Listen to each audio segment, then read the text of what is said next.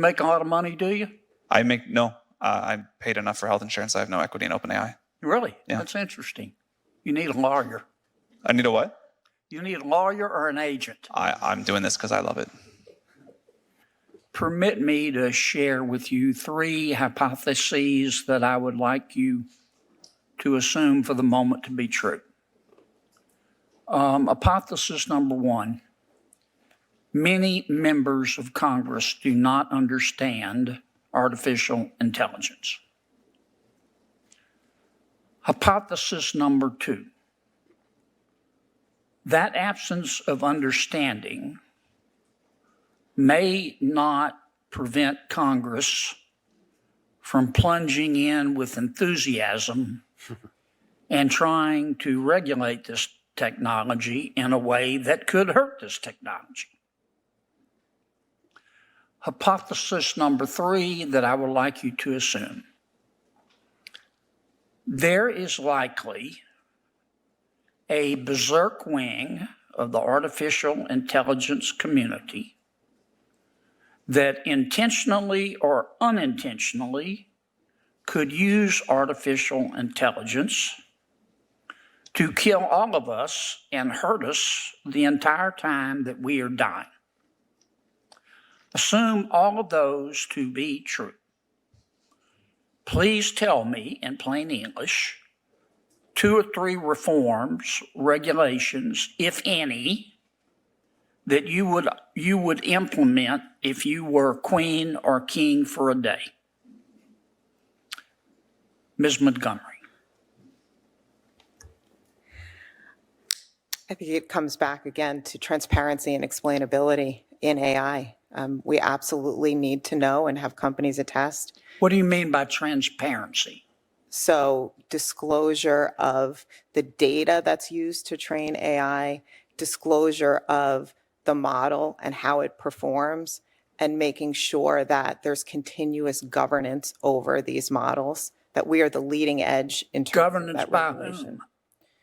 Technology governance, organizational governance, rules and clarification that are needed that this Which rules? Congress. I mean, this is your chance, folks, to tell us how to get this right. Please use it.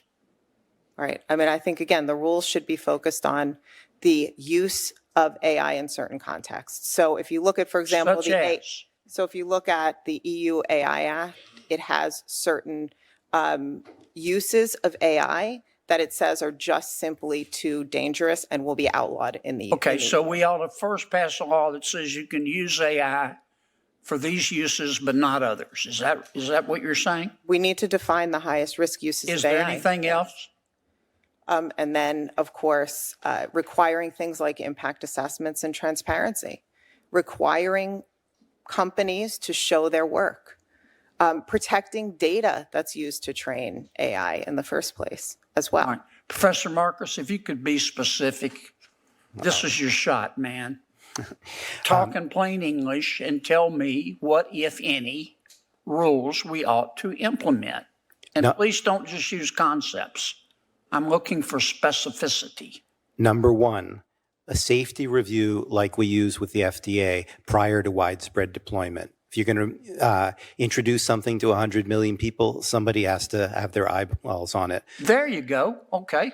That's a good one. I'm not sure I agree with it, but that's a good one.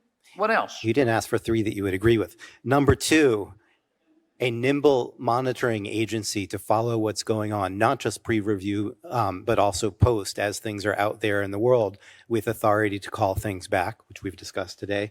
And number 3 would be funding geared towards things like AI constitution, AI that can reason about what it's doing.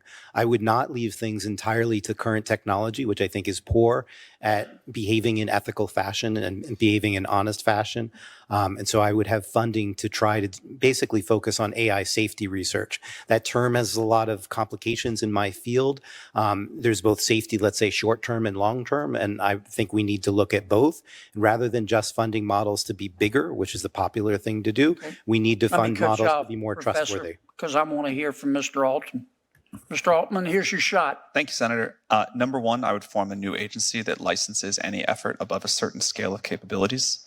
and can take that license away and ensure compliance with safety standards. Number two, I would create a set of safety standards focused on what you said in your third hypothesis as the dangerous capability evaluations. One example that we've used in the past is looking to see if a model can self-replicate and self-exfiltrate into the wild. We can give your office a long other list of the things that we think are important there, but specific tests that a model has to pass before it can be deployed into the world.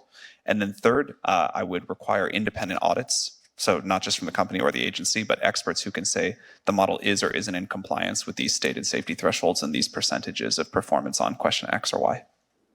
Can you send me that information? We will do that. Would you be qualified to if we promulgated those rules, to administer those rules? I love my current job. Cool. Are there people out there that would be qualified? We'd be happy to send you recommendations for people out there, yes. Okay. You make a lot of money, do you?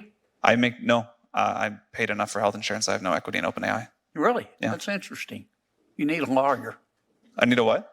You need a lawyer or an agent. I'm doing this because I love it. Thank you, Mr. Chairman.